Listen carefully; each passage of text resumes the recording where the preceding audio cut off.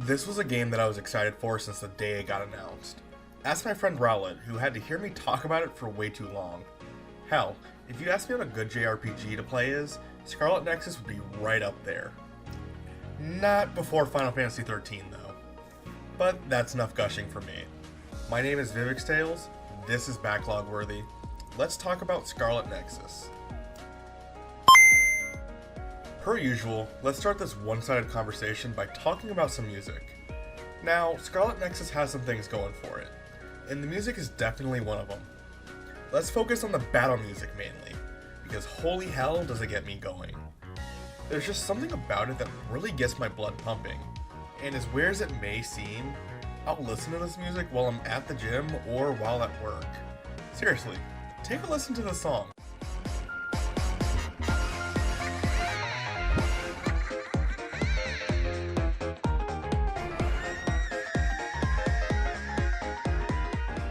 That song was called Ensemble Curtain Call, and that is honestly my favorite song from this OST.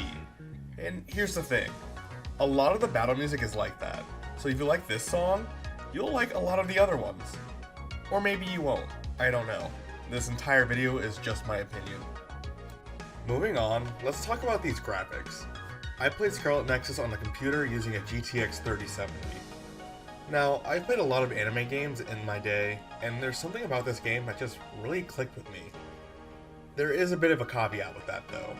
This is the only current-gen anime game that I have played as of late. With that being said, there were three main areas where these graphics really did amaze me. The first graphical area I want to talk about is the characters. I think that there are a few characters that are well designed, including the main characters Yuito Sumeragi and Kasane Randall. In my head, their designs make sense for the personalities they are portraying. Yuito is a bit more of a reserved and tactile person, and his clothes play into it a bit. Kasane, on the other hand, is a more feisty, shoot first, ask questions later kind of person. The battles were also something that I thought was very well designed in terms of graphics. I know it doesn't make too much sense, but let me try to explain. The colors of everyone's powers really just pop, sort of making it the main sight during every fight you decide to take. This is also a bit disappointing to me, as there was nothing else really that popped out to me that could really beat the flashiness of these attacks. While I'm still talking about graphics, I do want to touch base on locations. None of the locations that you visit throughout your playthrough of Scarlet Nexus are really worth remembering. They were all just lifeless areas that you have to visit over and over again. The only life around would be the monsters known as Others, but it doesn't really matter that much because you'll be killing them soon enough. It's upsetting though, because so much time is spent traversing these dull areas that clearly have a lack of love and attention. Gameplay is the next thing on the plate, and oh boy, is it a mixed bag. Let's dissect this part one by one. Combat in this game is both the main highlight and one of the letdowns when it comes to Scarlet Nexus' gameplay. Playing as one of the main characters, you have access to both their main weapon, along with their psychokinetic ability, Psychokinesis. Being able to unleash attacks on an enemy, and then using Psychokinesis to lift up objects and throw them at them, was a very fun experience in my opinion. Building on the combat system, the game also had a mechanic called the Struggle Arms System, or SAS for short. The SAS allows you to temporarily combine an ally's psychokinetic power with your own skills. Being able to infuse your sword with another's pyrokinesis or electrokinesis, or using their speed to quickly dodge an enemy, was something that I honestly really liked.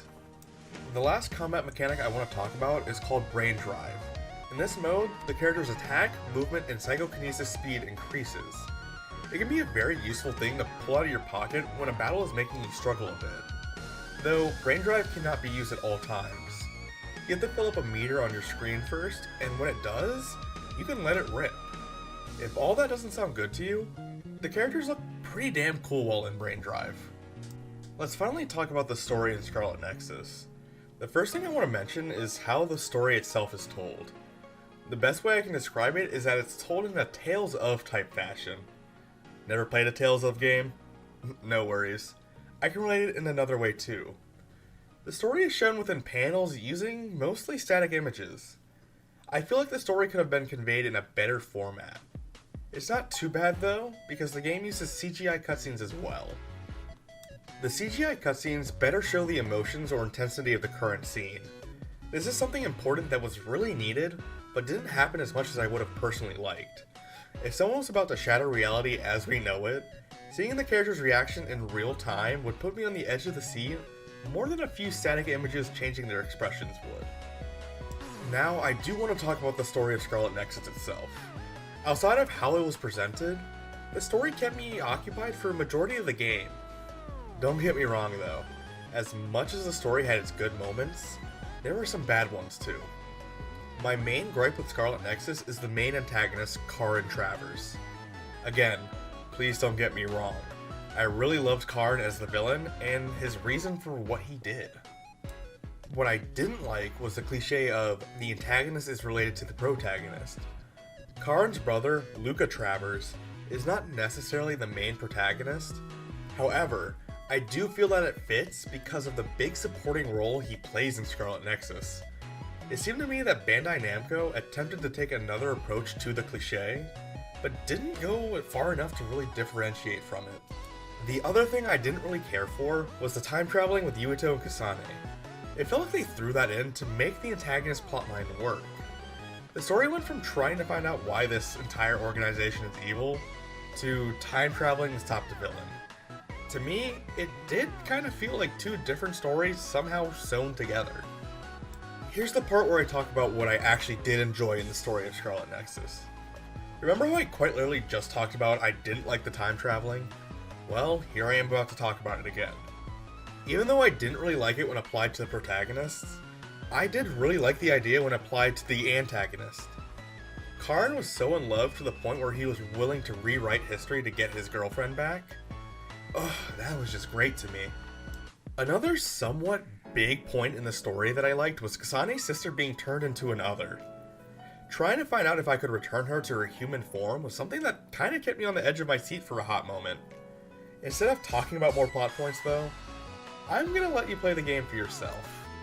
Despite me being really excited for this game when it first got announced, Scarlet Nexus didn't really live up to the 10 out of 10 hype I once thought it was gonna be. Scarlet Nexus gets a 7 out of 10 from me. There was quite a few things that I thought were amazing, as well as a few things that made it less than. Overall, I do believe that Scarlet Nexus deserves a spot to chill out in your backlog.